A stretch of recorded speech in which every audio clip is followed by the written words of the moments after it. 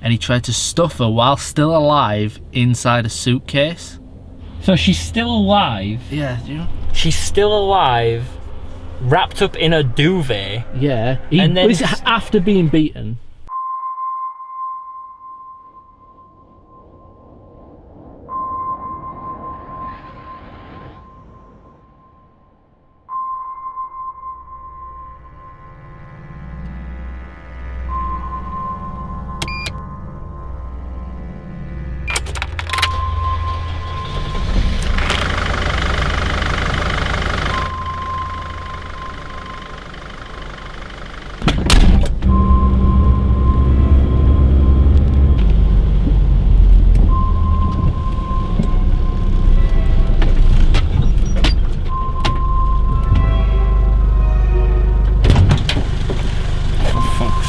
Get the fucking shit out of me then. Are you ready to investigate some murders, yes, Jonathan? I'm ready. Ready to learn about some sick human beings? I wasn't expecting this at all. Good evening, girls and ghouls. We're back.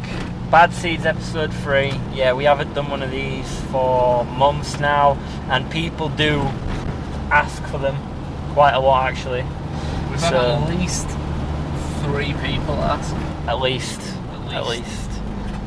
So, what I know about this case that we're on to now is just pretty much what I heard through the media about, and even then I didn't even hear much. I don't know a name. I probably did at the time, but I don't know his name. Yeah, so we're off on our way to Huddersfield now, and that's where the story starts.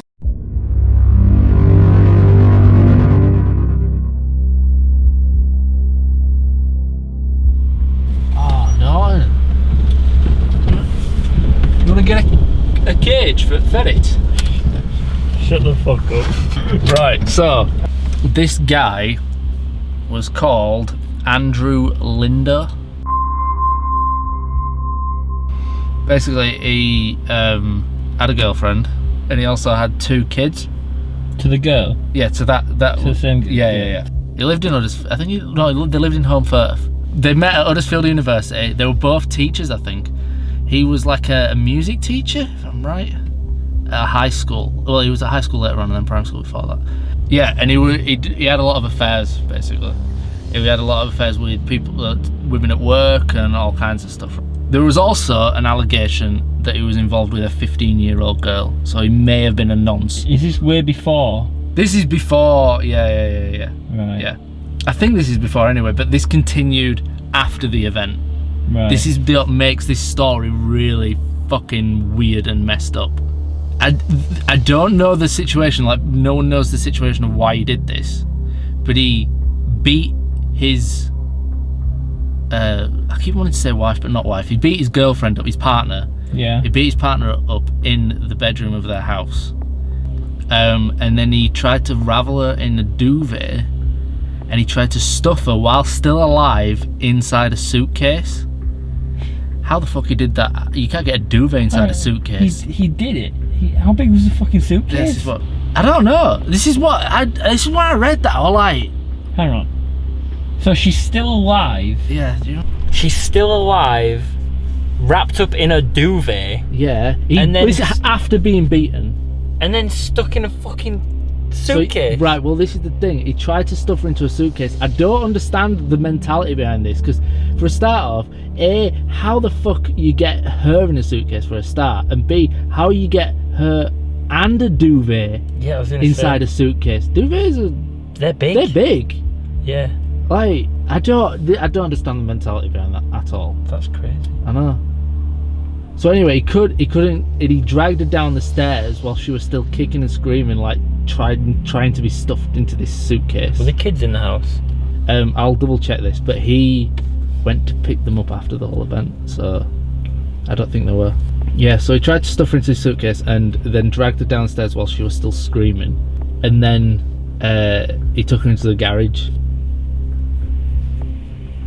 I'll tell you what happened when we get to the street. I don't. Do you know when people do that kind of shit, like where it wasn't like planned, it was like just happened?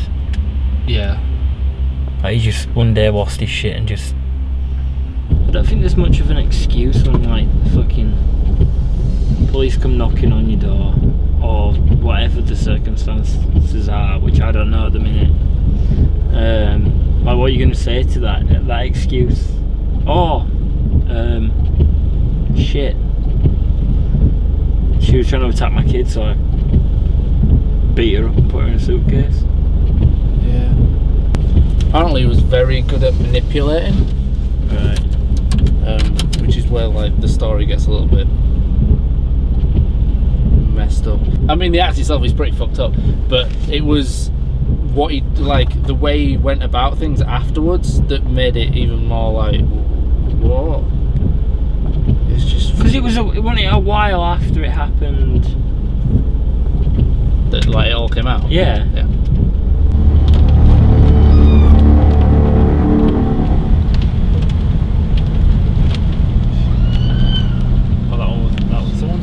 Stabbed up. Imagine if someone had got murdered tonight. Someone probably has, like. Well, yeah, but I mean, like in Huddersfield. Yeah, someone probably has. Yeah, alright. I was gonna say, I bet You know what? What's weird about this one is it's like people live here, and I know the exact house.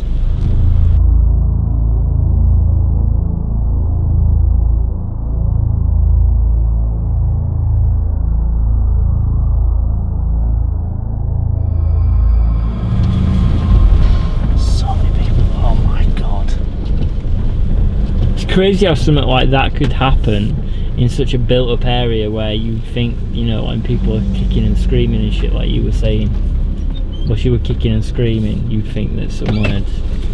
There literally is someone living in that house. That's mad. Then I wonder if they know.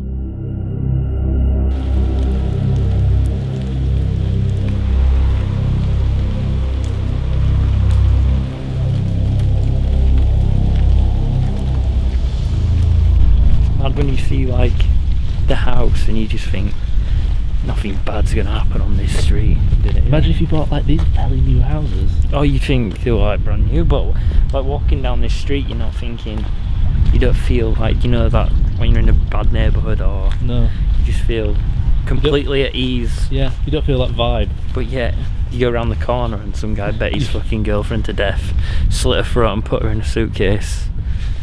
You don't really, that never even crosses your mind when you're walking down the street like this. But yeah, it happened. It's like a postcode lottery advert kind of street. Yeah, it is.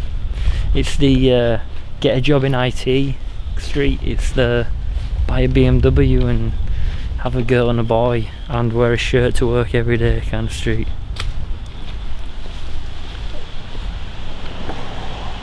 The ending of this story is he dragged her down to the garage and he beat her with a chair, weirdly, slit her throat, and then stuffed her body into the suitcase, put a carpet over the suitcase and put her at the back of the garage. And then, I think this is where he went off to collect his kids. He went off to collect his kids and meet a woman that he'd been knocking off. Oh my god. And this woman that he was knocking off said they had a wonderful day together. He literally just killed his partner. That is fucking mental. Like, how fucking weird is that? In that house back there. How can you kill someone and then just think, oh fuck it, I'll just go out and have a good day. Have a day out. Yeah. Strange.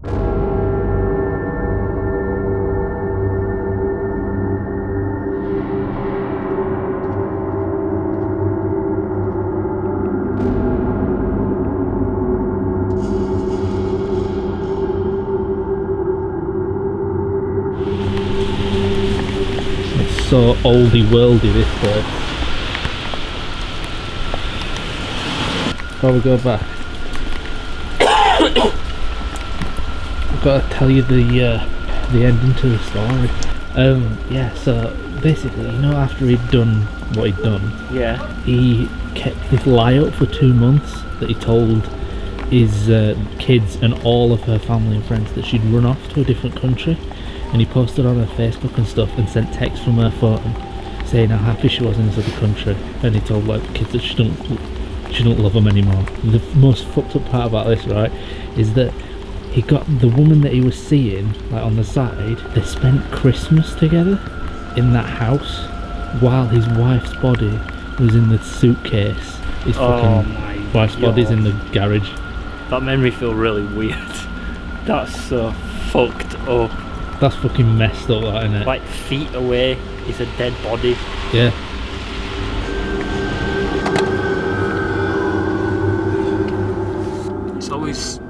It's always like it always brings it closer to home when it's like murder like that. It just goes to show that like you can't even trust your spouse. You don't even know who's next door. It's like these are his words. So during police interviews, Mr. Lindo and said his 30-year-old partner started hitting him in the bedroom of their home. He grabbed her arms to try and stop her, and she spat in his face. And then he says it just snowballed from there. It was like this nightmare. I grabbed hold of her throat and started squeezing it. Everything happened so fast. I was just so weird. I just thought, I've got to get this woman away from my daughter. This is what he said. The jury was told he hit Miss Stewart over the head with a children's chair, covered her face. Oh, so this is even like getting even weirder. He covered her face with bubble wrap and then stabbed her in the neck with a kitchen knife. What's crack, John? That is another episode of Bad Seeds done. The P.O. box scenario is we do have a video in the works and we are still going to be doing fan mail. Can we put the P.O. box on the screen? We are still receiving packages. Don't worry if you sent a package and we haven't done a video yet, it's just because we've been like crazy busy. We record things in advance because we have to around work and stuff, so yeah. And thank you for viewing this video. If you're brand new to the channel, please hit that subscribe button. Have you been watching like YouTube tutorials on how to end a YouTube video? No. Because I've noticed like in the last few you've like actually tried to end the video rather than just going like, I'm fucking dying, see you later. It does normally end like that. I've noticed like in every video I always say I'm dying. I'm still dying. I'm not actually dying. I'm not actually dying.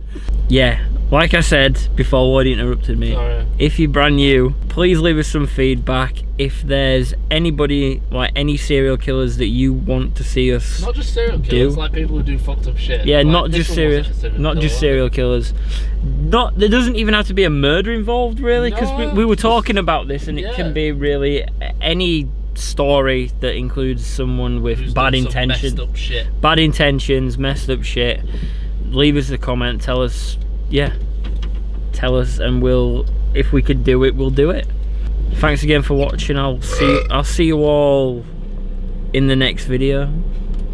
Goodbye.